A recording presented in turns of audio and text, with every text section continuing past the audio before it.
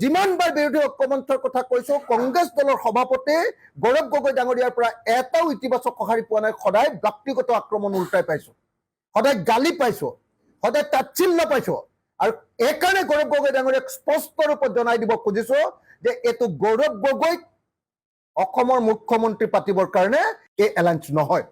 গৌৰৱ গগৈ ডাঙৰীয়াই যি ধৰণৰ তাচ্ছিল্যসূচক বক্তব্য প্ৰকাশ কৰি আছে, যি ধৰণৰ অপমানজনিত বক্তব্য প্ৰদান কৰি আছে, ধৈৰ্যৰ পৰীক্ষা তেখেতে লৈ আছে। কোনোবা দিন ধৈৰ্য শ্ৰুতি ঘটিব আৰু তাৰ পাছত আৰু কেতিয়াও এলায়েন্স নহ'ব। কিন্তু মই গৌৰৱ গগৈ এইটো আচলতে এইটো তেওঁ সেই ঈৰ্ষা আছে নেকি ময়ো নাজানো, তেওঁ ভয় খায় নেকি সেইটোও মই নাজানো, অখিল গগৈক লৈ তেওঁ শংকিত নেকি সেইটোও মই নাজানো। সদায় কংগ্ৰেছে যিটো কৰে যে নিৰ্বাচনৰ সময়ত কেণ্ডিডেট ঠিক কৰি দিয়ে, যিদিনা নমিনেশ্যন দিব তাৰ আগদিনা ঠিক হয়, তেতিয়াহ'লে কোনোবা মানুহ আমাৰ জিকিব, বিৰোধী পক্ষই জিকিব পাৰিব নেকি? যদি সঁচাকৈ বিৰোধী পক্ষ জিকিব লাগে আগৰ পৰা সকলোৱে প্ৰস্তুত কৰিব লাগিব। কংগ্ৰেছ দলে কেৱল আৰু কেৱল নিজৰ দলৰ কথা চাই থাকে, অকল নিজৰ দলৰ দলীয় স্বাৰ্থৰ কথা চাই থাকে। এই এলায়েন্সটোক যি ধৰণে মাৰ দিব খুজিছে আৰু এলায়েন্সৰ পাৰ্টনাৰবিলাকক যি ধৰণে তাচ্ছিল্য কৰি আছে, বিশেষভাৱে গৌৰৱ গগৈ আৰু দেৱব্ৰত শইকীয়া ডাঙৰীয়াই, ইয়াৰ ফলাফল নিশ্চয় ভাল নহ'ব।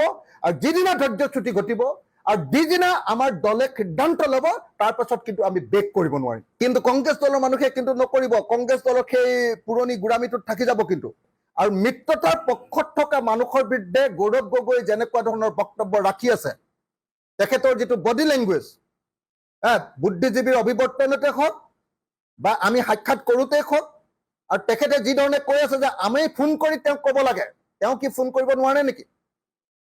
আমি ফোন কৰিলে তেওঁ কিয় ফোনটো নধৰে?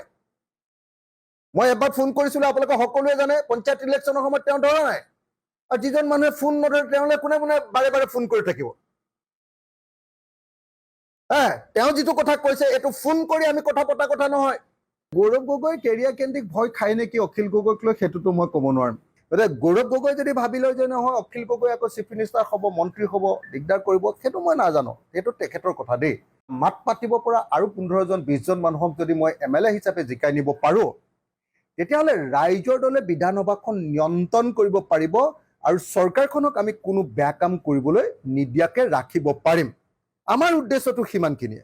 আৰু তেখেতক মুখ্যমন্ত্ৰী পাতিবৰ কাৰণে আমি এই কাম কৰা নাই, তেখেতেও সেইটো জানি লোৱা দৰকাৰ।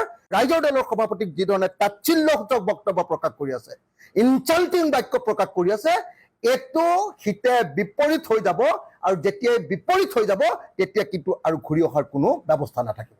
যিমানবাৰ বিৰোধী ঐক্যমঞ্চৰ কথা কৈছো, কংগ্ৰেছ দলৰ সভাপতি গৌৰৱ গগৈ ডাঙৰীয়াৰ পৰা এটাও ইতিবাচক সঁহাৰি পোৱা নাই। সদায় ব্যক্তিগত আক্ৰমণ উল্টাই পাইছো, সদায় গালি পাইছো, সদায় তাচ্ছিল্য পাইছো। আৰু এইকাৰণে গৌৰৱ গগৈ ডাঙৰীয়াক স্পষ্ট ৰূপত জনাই দিব খুজিছো যে এইটো গৌৰৱ গগৈক অসমৰ মুখ্যমন্ত্ৰী পাতিবৰ কাৰণে এই এলায়েন্স নহয়। গৌৰৱ গগৈ ডাঙৰীয়াই যি ধৰণৰ তাচ্ছিল্যসূচক বক্তব্য প্ৰকাশ কৰি আছে, যি ধৰণৰ অপমানজনিত বক্তব্য প্ৰদান কৰি আছে, ধৈৰ্যৰ পৰীক্ষা তেখেতে লৈ আছে। কোনোবা দিন ধৈৰ্য শ্ৰুতি ঘটিব আৰু তাৰ পাছত আৰু কেতিয়াও এলায়েন্স নহ'ব। কিন্তু মই গৌৰৱ গগৈ এইটো আচলতে এইটো তেওঁ সেই ঈৰ্ষা আছে নেকি ময়ো নাজানো, তেওঁ ভয় খায় নেকি সেইটোও মই নাজানো, অখিল গগৈক লৈ তেওঁ শংকিত নেকি সেইটোও মই নাজানো। সদায় কংগ্ৰেছে যিটো কৰে যে নিৰ্বাচনৰ সময়ত কেণ্ডিডেট ঠিক কৰি দিয়ে, যিদিনা নমিনেশ্যন দিব তাৰ আগদিনা ঠিক হয়, তেতিয়াহ'লে কোনোবা মানুহ আমাৰ জিকিব, বিৰোধী পক্ষই জিকিব পাৰিব নেকি? যদি সঁচাকৈ বিৰোধী পক্ষ জিকিব লাগে আগৰ পৰা সকলোৱে প্ৰস্তুত কৰিব লাগিব। কংগ্ৰেছ দলে কেৱল আৰু কেৱল নিজৰ দলৰ কথা চাই থাকে, অকল নিজৰ দলৰ দলীয় স্বাৰ্থৰ কথা চাই থাকে। এই এলায়েন্সটোক যি ধৰণে মাৰ দিব খুজিছে আৰু এলায়েন্সৰ পাৰ্টনাৰবিলাকক যি ধৰণে তাচ্ছিল্য কৰি আছে, বিশেষভাৱে গৌৰৱ গগৈ আৰু দেৱব্ৰত শইকীয়া ডাঙৰীয়াই, ইয়াৰ ফলাফল নিশ্চয় ভাল নহ'ব। আৰু যিদিনা ধৈৰ্যচ্যুতি ঘটিব আৰু যিদিনা আমাৰ দলে সিদ্ধান্ত ল'ব, তাৰ পাছত কিন্তু আমি বেক কৰিব নোৱাৰিম। কিন্তু কংগ্ৰেছ দলৰ মানুহে কিন্তু নকৰিব, কংগ্ৰেছ দলৰ সেই পুৰণি গোড়ামীটোত থাকি যাব। কিন্তু আৰু মিত্ৰতাৰ পক্ষত থকা মানুহৰ বিৰুদ্ধে গৌৰৱ গগৈ যেনেকুৱা ধৰণৰ বক্তব্য ৰাখি আছে, তেখেতৰ যিটো বডি লেংগুৱেজ, বুদ্ধিজীৱীৰ অভিৱৰ্তনতে হওক বা আমি সাক্ষাৎ কৰোঁতেই হওক, আৰু তেখেতে যি ধৰণে কৈ আছে যে আমি ফোন কৰি তেওঁক ক'ব লাগে, তেওঁ কি ফোন কৰিব নোৱাৰে নেকি?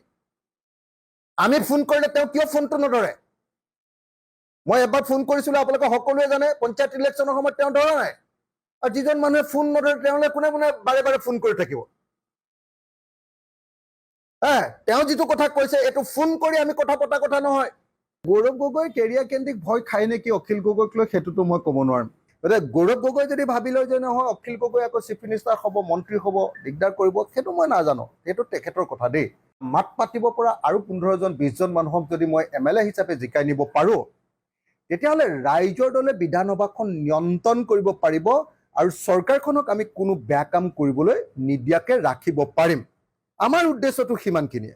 আৰু তেখেতক মুখ্যমন্ত্ৰী পাতিবৰ কাৰণে আমি এই কাম কৰা নাই, তেখেতেও সেইটো জানি লোৱা দৰকাৰ।